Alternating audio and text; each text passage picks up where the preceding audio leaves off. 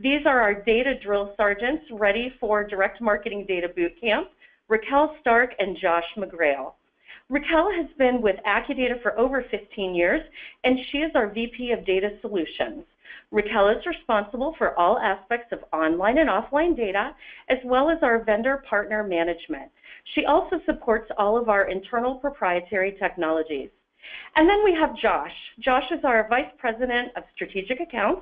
He's got more than 15 years in the direct marketing industry, and his primary focus is on developing and executing data-driven marketing solutions for AccuData's end client verticals. Okay, so again, hopefully everyone is able to hear us okay now, and we'll go ahead and start to introduce today's agenda. Our bootcamp is all about helping you to understand the wide variety of data that's out there that you can leverage when you are working with your own customers and helping them when they are looking for prospect data for their own campaigns.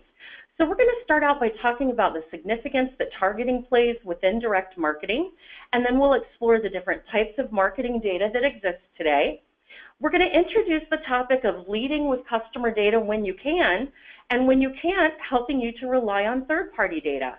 As we get towards the end of our presentation, Josh is going to introduce you to some of the latest breakout data offerings that will help you give your customers a competitive edge.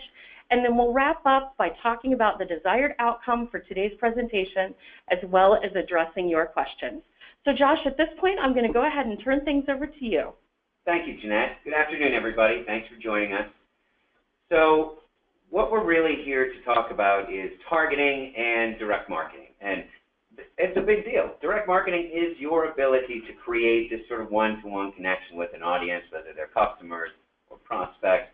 Everybody talks about whether that's really possible or not, but there are a lot of tools and a lot of data available that help support us in this. This has been going on literally since the 1870s, when Montgomery Ward sent out his first catalog, through today. And it's still about putting the right message in front of the right audience at the right time. I've heard it said that many a small thing has been made large with the right advertising. And so what we're talking about today are some data and some list tools available to help make your advertising and your clients right. There are a couple of different primary types of data that we want to just kind of set as broad terms getting into this conversation today. One is first-party data. People throw this around a lot now in this digital age. This is basically your customer data. These are your people who bought something or responded to something. It's your records that you've got some kind of transactional history with. It's the greatest place to begin, as we'll talk some more about when Raquel comes in. But the key to it is it's your data. It's unique to you. Nobody else has it, and it's special in that respect. But it's also got some limitations. So there's a second group called second-party data, which is, to boil it down, basically other people's customer data. This is something that comes in the form you may have heard of, a cooperative database. Maybe remember that, because we'll talk a little bit about that later. But basically, second-party data is still customer data, but it's not your customer data. It's other brands, other campaigns. And then what we're really focused on the most today is what kind of broadly is termed third-party data. This is data and information added to records that aren't yours, didn't originate with you, and can be used for prospecting, for enhancement, for analytics, and a lot of different applications we'll talk about today. Third-party data breaks into a couple of specific types that we'll talk about here as well. That begins with what can broadly be termed compiled data. That is basically a type of passively collected information that covers very wide audiences with a wide range of interesting selects and models applied to it, but again, has a few limitations in terms of transactional data because it's passively collected. There's also specialty data, which is sort of advanced form of data compilation, where you're focusing on a particular market, whether it's a profession or it's ailment. It's basically compiling data in a largely passive way that's very focused on a specific niche. So if you and your clients are working with campaigns that are, say, after realtors, for example, then there's some state licensing data that goes goes into creating a specialized file for that specialty data. Thirdly, there's what really is called response data, and traditionally has been referred to as managed lists because of the way that you access it through list managers. But basically, this is somebody else's customer data that you have the ability to get with recency, with frequency, with monetary, and even demographic characteristics associated with it that didn't originate with you. Again, it can be used for prospecting, it can be used for enhancements. We'll talk some more about that. So just to kind of tease that a little further, there are a few different ways that this third-party data can be used in your campaigns and in your clients' efforts. One is in prospecting. To go back to that idea that we talked about in the beginning, it's been going on a long time, and it just makes sense to reach somebody with something that they want to buy. Everybody likes to say that there's no junk mail, there's just badly targeted mail. Same thing can be said for email and a lot else. Bottom line is, if you're advertising something to somebody who wants it, that's a home run for you and for them. You can also use this type of third-party data to enhance or enrich, or you might say append, your own customer data, customer prospect, your own house file data. All these kinds of third-party data elements can be applied to your records, which you can then use for our third bullet here, which is analytics and segmentation. You can kind of identify who's responding to what, how they're interacting both with demographics and with campaigns across different channels, and that's really kind of the main groups in which applications of this third-party data falls into.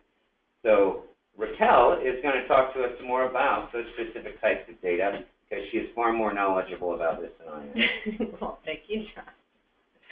So of the three types of data that Josh spoke about, we always recommend that a business leads with their customer data first for prospecting, and really here's why. I mean, we all know loyal customers, they shop more.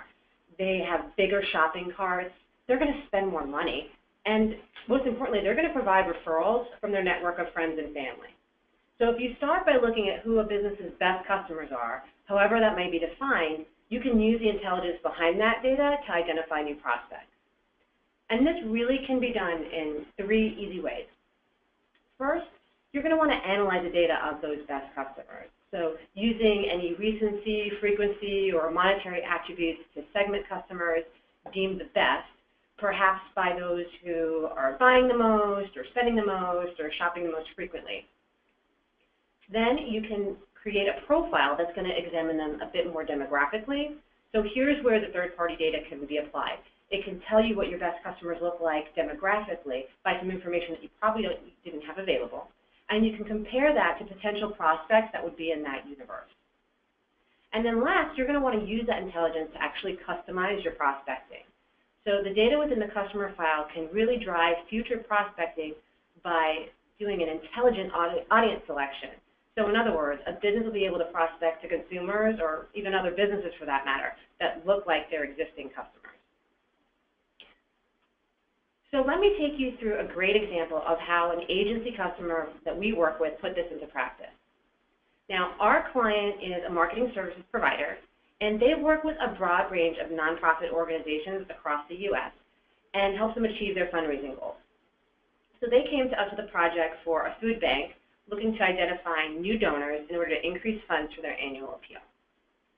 So we recommended that we review the existing donor data, so we wanted to lead with the customer data, and we put those through our descriptive profile so that we could examine some of the demographic characteristics of these donors and could create a more intelligent prospect audience for their direct mail campaign. The results really were outstanding. The food bank received 400 donations within the first week and a total of 800 donations by the end of the campaign. And what's really exciting is that one of those donations was a $5,000 check from a first-time donor. So this food bank actually had originally planned to mail 100,000 pieces, but we were able to target a list of 70,000 based on that demographic profile for their current donors. And a direct quote from our customer actually was, "It's one of the first times I've ever recommended mailing fewer pieces. We went with quality of contacts over quantity, and the yield has been far stronger this year." Just to add to that, Raquel, Profiling involves applying all these types of data points to your customer file, in this case, donors. You can, in some cases where you set it up in advance, actually get back those enhanced data points on your own customer file. So you've not only got this ability, as you outlined in that case study, to prospect smarter, but even look at segments in your own house file and see how you can better connect with your donors, customers, whatever it is. Oh, yeah, absolutely. So now, I know there are times when you potentially don't have customer data to work with. So here's when we really need to rely on that third-party marketing data. And depending on the type of direct marketing list you need, whether it's compiled, specialty, or managed, your level of targeting will increase along with your cost, while your universe of available prospects will decrease because of that amount of targeting that's needed. So we're going to get into these specific data sets a bit more. We're going to start with compiled resident occupant data. Now, this data is best used when you're working with customers who have offers that are not as personalized and can be used more for a broader audience, because you're actually able to saturate a specific geographical area. And you can target every deliverable address, since this information is derived direct from the United States Postal Office, and your customers will get those postal discounts. So this type of data is updated monthly. You can also add in contact names. It's very address-driven, but there's about 70% of the data that's going to have that information available if you wanted to add a contact name to personalize it. Now, an insider tip about this database is enhanced occupant data. So because it is very address-driven, there is some census-level data that's available. And what we've found success with is to either include or exclude specific routes, depending on what your offer is based on certain age or income levels. So you can still maintain your saturation, you can still maintain those postal discounts, but we can look at those specific demographics so that we can target routes that might be more from an older age or a lower income, depending on what that specific offer might be. You know, another way that you can do something similar with this kind of data that's pretty cool is literally extract a building. If you need to reach everybody in an apartment complex, or you want to cover an entire gated community, this is a great set of data to be able to do that. Oh, absolutely. So another type of compiled data, and this is something that we use quite frequently, consumer data. So when you're using any type of consumer file, you're able to drill down further into what an individual at that address looks like. So you can check out their demographics, you'll see their lifestyle information, and other attributes about that specific person and their household. Now, each database gets its strengths from their sources, so you'll want to make sure that you're asking your data provider which sources go into a specific file that you're using. But typically, you're going to see that sources are going to come in from census data, a lot of the property information that's available, like square footage of a home or home value, is coming from county level assessor or recorder office information.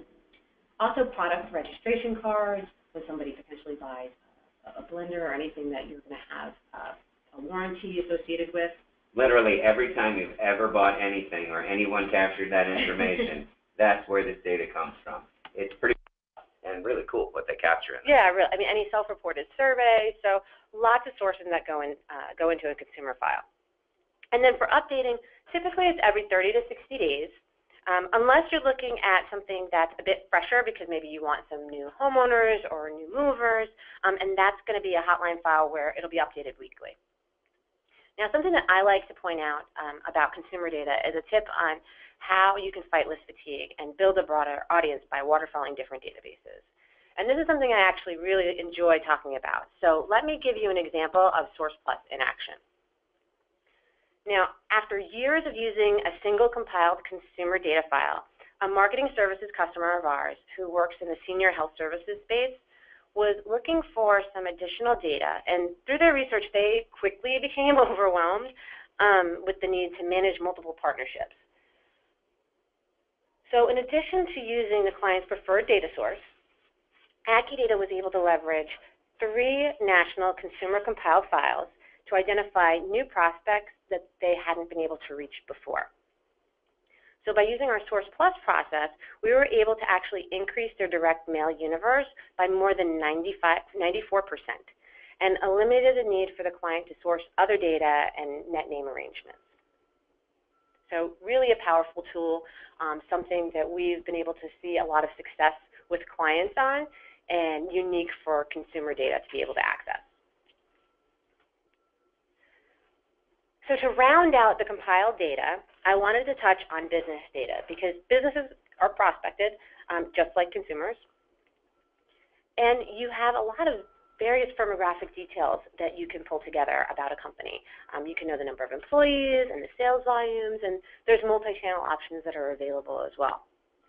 Now, sourcing for this that's going to feed into a business database is information from directories, financial statements, some annual reports, news outlets, and phone verifications as well, just to make sure that business is still doing what they're in line to do.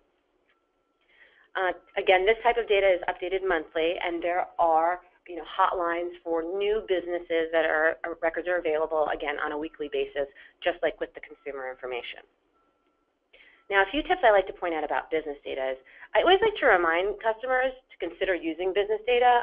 We do see a lot of campaigns that are consumer-driven or resident occupant-driven, but businesses make purchases. They might make different purchases, or they might make the same purchases. A lot, big-ticket purchases. Big-ticket purchases. So I always recommend to clients that, depending on what the offer is, have they considered reaching out to businesses because they will actually, purchase as well. Side note: businesses are donors. They interact a lot with the community, and not just in terms of for-profit purchases, but there's a lot of interaction with businesses and uses for that data. Absolutely. So something that I would like to point out is they have expense selections that are available. So you can target a business based on maybe like their payroll spend or their utility spend, even maybe their rent or their lease spend models. And something else is, business information isn't under the same regulations like consumer compiled files. In regards to email addresses, you can get those output, and telephone numbers. You can solicit to a business without having to worry about some of the other regulations that you have to do in regards to just reaching out to a consumer. And then lastly, broad compiled business databases, they are great at identifying your C-level contacts at a company. But if you're really looking to target more specific job titles or functions, so let's say you want to reach a doctor, not just the doctor's office, or an attorney, or realtors, for example, then you're really going to want to look more at a specialty database because that's going to provide you with a little bit more information. So we're actually going to talk about that now. So specialty data can really be consumer or business information. So if you're finding that you can't identify the level of targeting that you need on a standard consumer compiled file or a business compiled file, then you're going to want to look at a specialty source that really hones in on those industries or those niche markets. So let's say that you were looking to target individuals in the medical field. So there's a couple different ways you could do it, right? You could potentially look at an occupation code on a consumer file. Or a golf course. Very true. Or you can target those medical-related businesses, but you more than likely are going to want to source a specialty file that's going to be unique for that industry. So sources for this are going to range from real professional directories, that state license information. I know Josh touched on that earlier, membership rosters, and a few different other areas. And with this type of data, I always urge folks to ask the question about what the update schedule is and the process behind how the data is updated, because it can vary, and because the types of sources that go into this type of a list, they're not updated as frequently. So, when somebody applies for their realtor license, depending on how often they have to update that, that's going to play into, the freshness and the cleanliness of the data. So you're just going to want to make sure that you ask those types of questions. Just to add to that, you can have a mix of home addressing and office or work addressing in this kind of data. That's all the sort of stuff that you can vet and sort of talk through with wherever you're getting these lists, because there's a lot of pros and cons. We're doing a campaign right now targeting realtors to drive some traffic to home sales events, and the client wanted to be able to reach people at offices as sort of a first priority, and then down from that to people in home offices by their level of sort of activity on their license. So there's a lot that can be done as kind of subgroup targeting, if you will, within this sort of data. That just kind of depends on who it is you're after. We get a lot of requests for wanting to talk to a contact at their home address. That's something that we see a lot. It keeps coming up more and more. They want to talk to a business person at their home, treat them as a business but also as a consumer. And something else, Josh, I think that you've probably had a few clients that have utilized this too, those industry-specific selects. So let's say you really want to be specific. You don't just need maybe a hospital or a doctor's office, but you need to know how many beds are at that hospital, or the type of number of physicians that are at that hospital, or a certain type of physician group. So all these things can be achieved through more of a specialty database than just your standard compiled databases, be it consumer or business. Now, the most targeted data that you're going to find is this response data, so formerly called, really managed lists. But due to the sourcing of this type of information, you can identify known behaviors and spend information along with some enhanced demographics that might be available. And your typical response data is going to come in from catalog recipients or other controlled circulations, even some donor files and some transactional data. And just like with the specialty data, on the response data, you're going to see that the update schedules vary. They do have some hotlines that are available, usually maybe like the last 30 days or 60 days or 90 days, so you can get some fresh information in. But just keep in mind a few things when you're using this. And Josh, I think that you've gone through this a few times, right? I have. So there are times where a compiled consumer list can be repackaged to look like a managed list. So just remember, there are hundreds of demographics on a compiled consumer file. So you want to make sure that you're asking your data provider those questions of how the data is sourced, where it's really coming in from, what that frequency is on it, what the update schedule is, to make sure that it's really response data and not just compiled data. That's a big deal. Brokers are list brokers are the traditional way of getting to this kind of data. There are websites now that anybody, you can Google and find, that will allow you to seemingly search data cards for whatever, National Geographic subscribers or Montgomery Ward buyers. But the problem is that they're actually a lead generation mechanism. So you get somebody responding to you thinking, oh, cool, I'm going to get this list. This is the person to talk to. But it's not. That's somebody who's actually very possibly selling compiled data who bought you as a lead and is going to provide you something other than what you thought you were getting. So that vetting about the sourcing and understanding that process is a big deal. Certainly you can always talk to a list broker about that too for some good advice. And then, another thing about these types of lists and the sources that go into it, they are publication information. So they're working with, sending those publications to those individuals, but you really want to make sure that you're asking the processes to make sure that the addresses are updated. All of our reseller customers are mailing a lot, your clients are mailing a lot, they're spending a lot of money on postage. So as a best practice, always inquire about the NCOA, and if that's not something that they can provide you from a certification perspective, then you're going to want to make sure that you include that in your process post-purchase of the list. Just to add regarding minimums on this, there are typically these kinds of files are great because of their type of targeting and the hotlines, as Raquel mentioned, but there's usually about a 5, maybe sometimes a 10,000 record minimum per order from these files.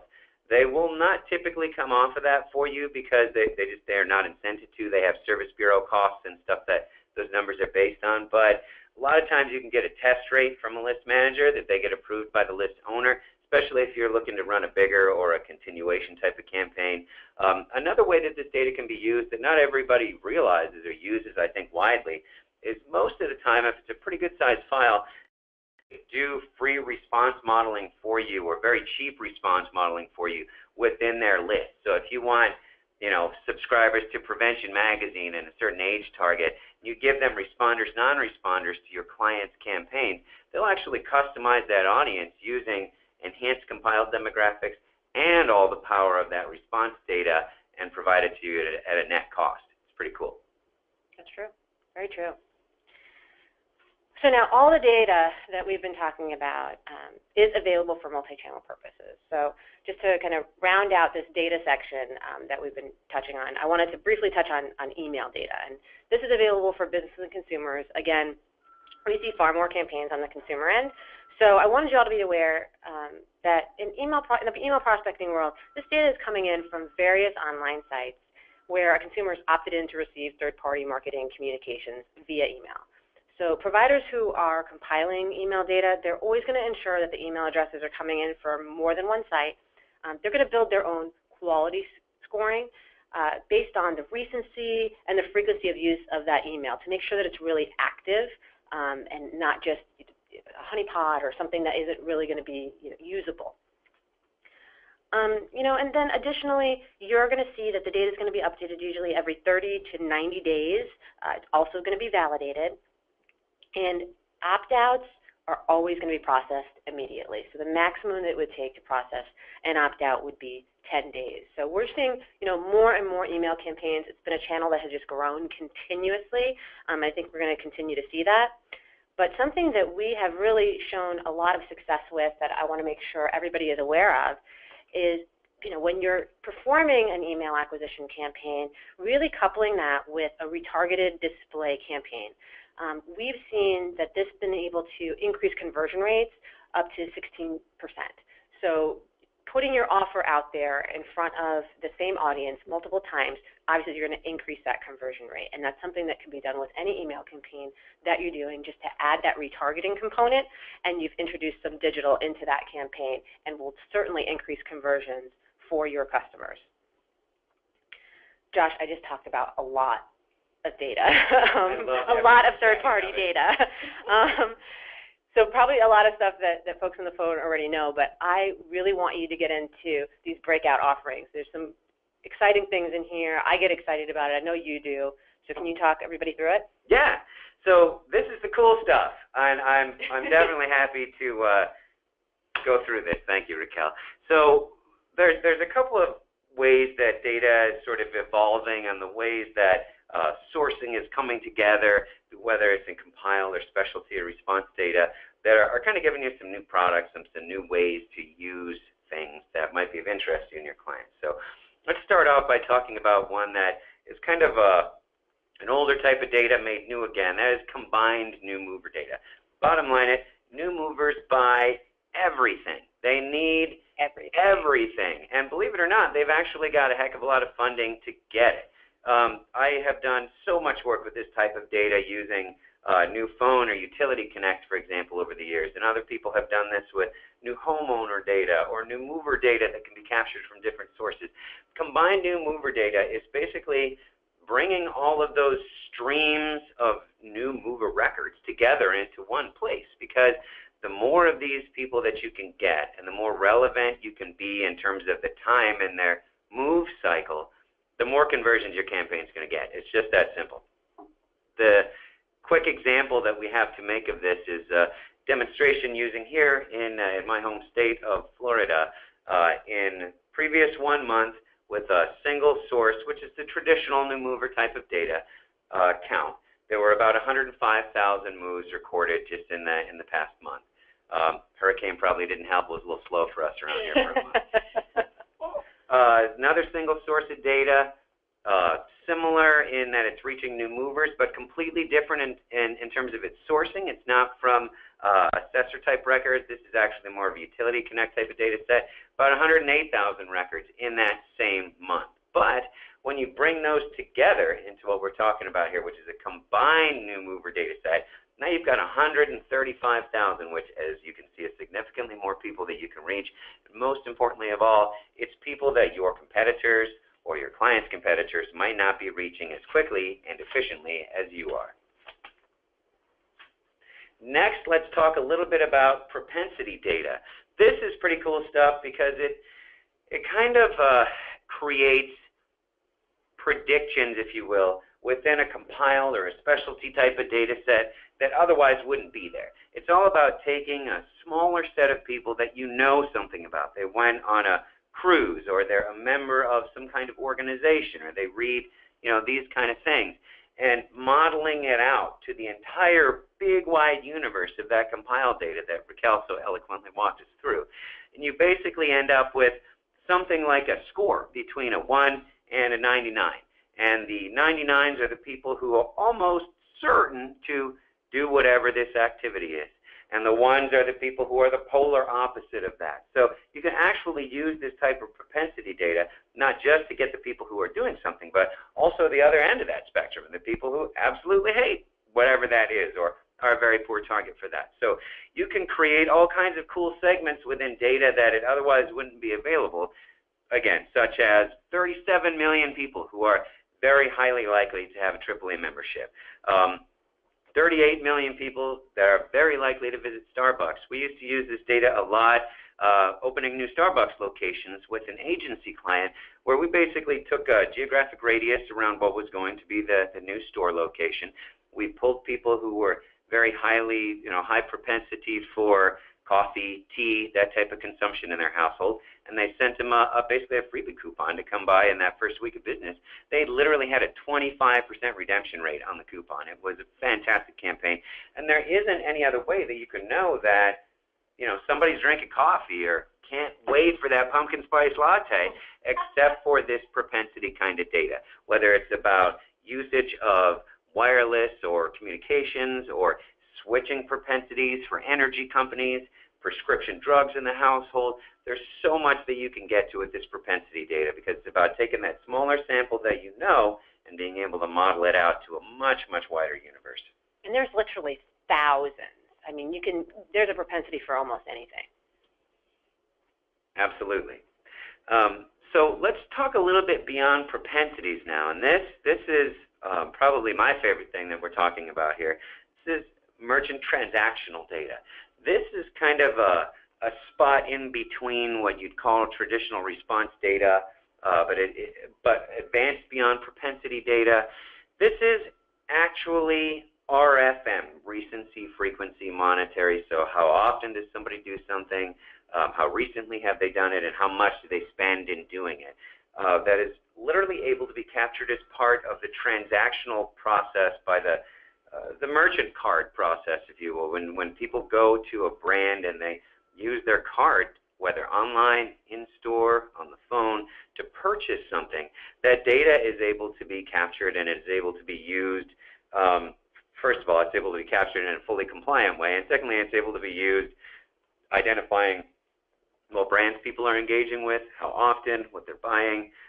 This is just a huge leap forward in the way that an almost compiled kind of data can be collected and what can be done with it. We're actually working with a campaign now that involves a restaurant client who wanted to understand more about how their customers are using and interacting with that whole quick service restaurant segment, and we were able to get to that through this kind of data in a way that you otherwise wouldn't. Jewelry stores, car rental, cruise lines are a big one, high-end retail sales. This data isn't small time. It's a little on the pricier end of the spectrum, but if your client is looking to reach people in a very targeted way who have a proven spend history on especially those higher ticket campaigns, this is a really great place to start. And finally, we've got Facebook custom data. This is awesome because it really, it just is everything you imagine it could be. Facebook has a lot of selects built into its platform already. You may have seen a lot of this, probably heard a lot about this.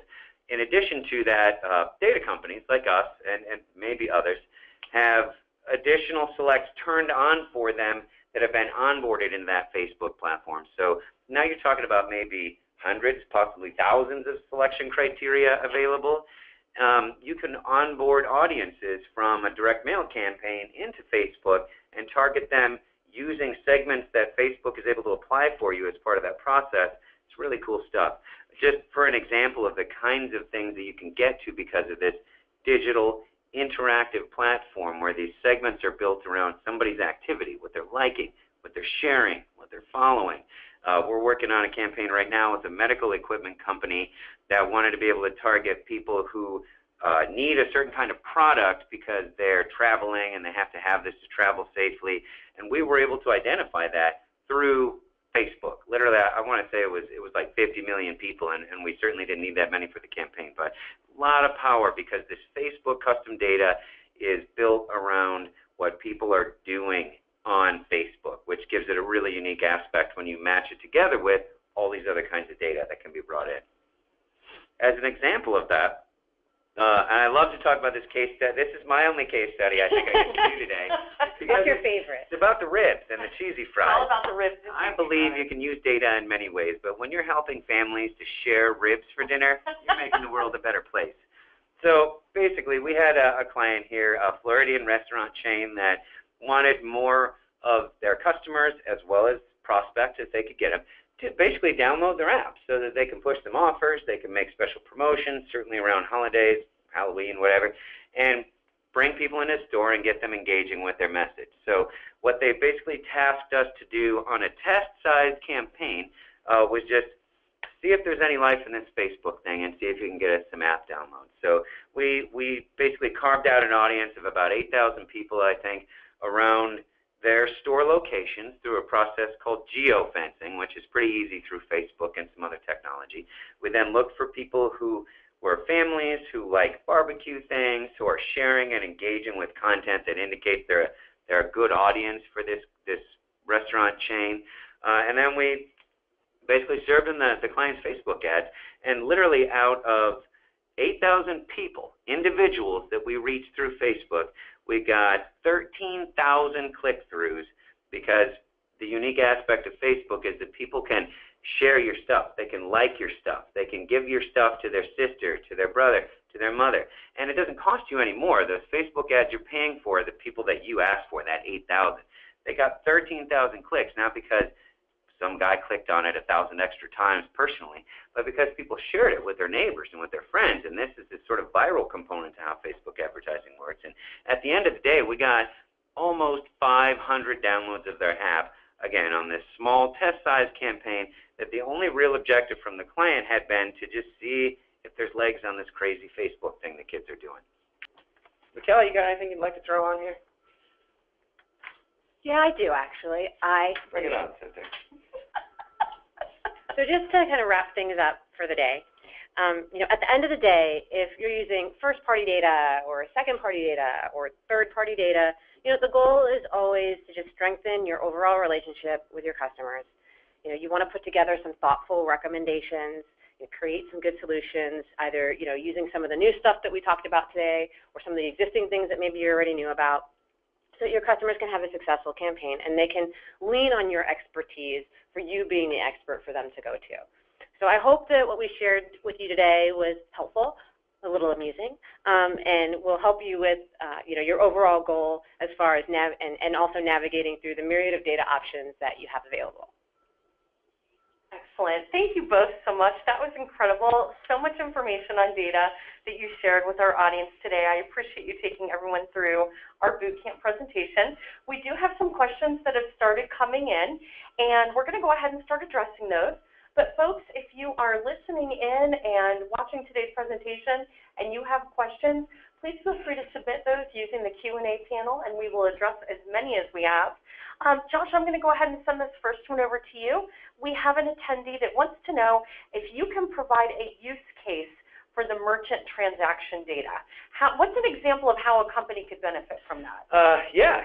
So I mentioned just briefly a small example that I personally worked with recently, but to expound on a little bit more, it's about identifying what your customers are doing and how they're engaging with competitors and wallet share, and also being able to prospect on that basis. So in that case, we were working with a very, very large restaurant group that wanted to understand more about other of their competitors locally that their guests, as they call them in that business, were dining with, were spending their money with, were engaging with. In particular, as we're coming into this holiday season, it's a big deal if most of your locations are around malls. People are out shopping anyway.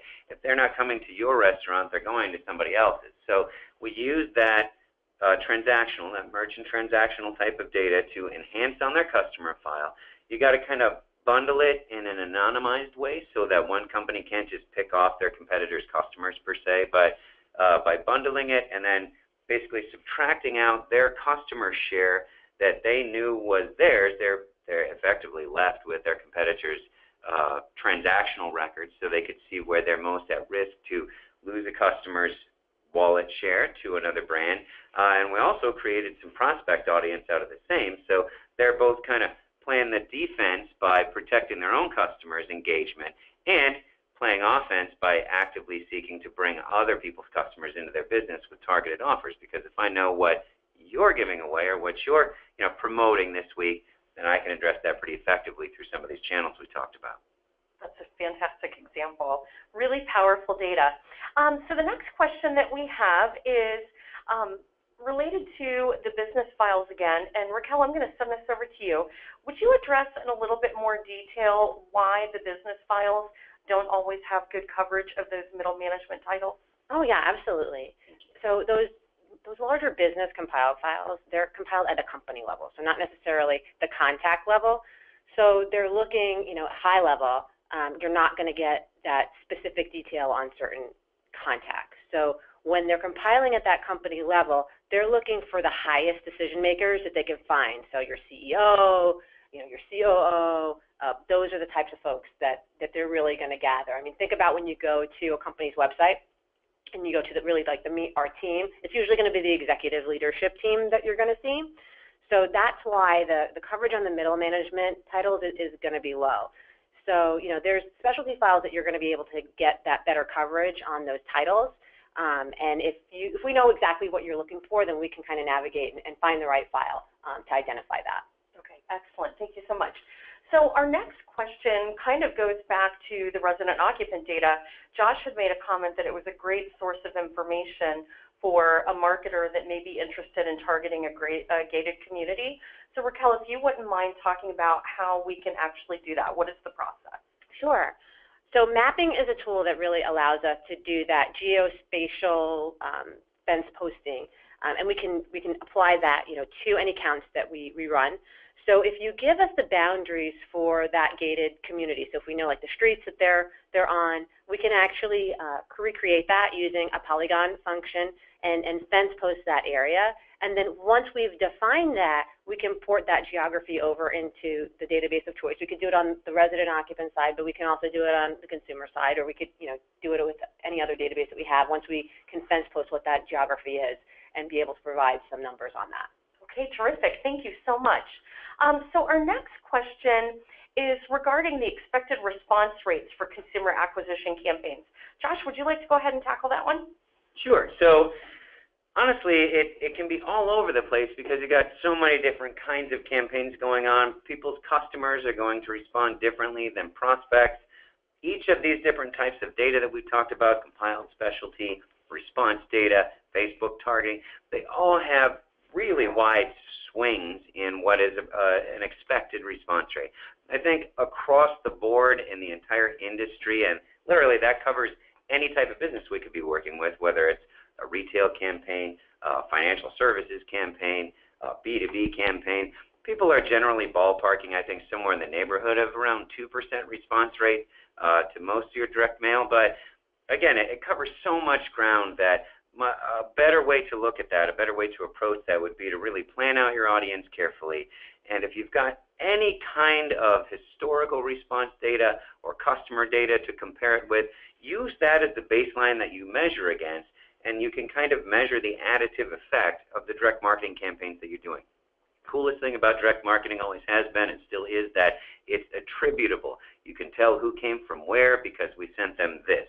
So as long as you're practicing a sort of good data science, if you will, by applying those same tactics, you are going to be happy because your campaigns are going to be learning from and improving from themselves. Love that. Excellent. Thank you so much. Folks, in the interest of time, we're just going to go ahead and take one final question. Raquel, we have an attendee that's asking for a little bit more information about children's data, specifically where that comes from. Oh, sure. Their moms. They tell us moms are going. Moms can't wait to get that stuff. Children's data is very sensitive information. So I appreciate when people actually ask where it comes from. I know, unfortunately, when somebody gets a mail piece for their child, it's worrisome. So I've had it happen. You shouldn't get one with your kid's name. No, it's creepy. It really is, and it can come from a combination of sources. So there is some self-reported survey data. There's transactional data. Data contributed from some proprietary sources that some of the compilers have. That's from an individual data compiler that maybe has a relationship. So perhaps it's purchases that they've made for children's toys or activities or things like that. So I mean, it is something that is very, very sensitive in nature. typically would not release, a child's name. That's not something that you want to do. Everything should be going to, the parent. But yeah, most of the times it's going to be coming in from, some type of either self-reported piece or a transaction that somebody has made to indicate that there is, a child in the house and what that age might be. It can be modeled out, too. I don't want to eat up our time here, but there's a really cool, super quick story about, I believe it was Target, sent a mail piece for some baby gear to a young woman whose father was there's a true story. It was in like The Economist or something a couple years ago. Her father got very upset, went to the store with the piece, and was irate with the manager of the store, who, of course, profusely apologized, because the last thing you ever want to do is offend a customer. And it's basically, long story short, Target has a series of algorithms that they run on your transactional data, and if they see that you used to buy the scented detergent and now you start buying the unscented detergent, and you used to buy certain types of products to sort of care for your skin, things like that, then there's a higher likelihood that you're pregnant. So by doing this type of modeling involving the kinds of data that we're talking about, in that case first-party data, they actually knew that this girl was pregnant, certainly before her dad did, and maybe before she did. She turned out to be pregnant, and the dad apologized, and Target had a really cool case study. That's fascinating. Isn't that crazy? My gosh, that is crazy, what you can do with data. Well, everyone, we are so grateful that you spent a little bit of time with us. And on behalf of our drill sergeants today, as well as the entire AccuData team, I would like to thank you for attending our boot camp. And I invite you to contact us for any questions that you have regarding developing your understanding of direct marketing data, products, and services. Have a great rest of the day. Thanks again.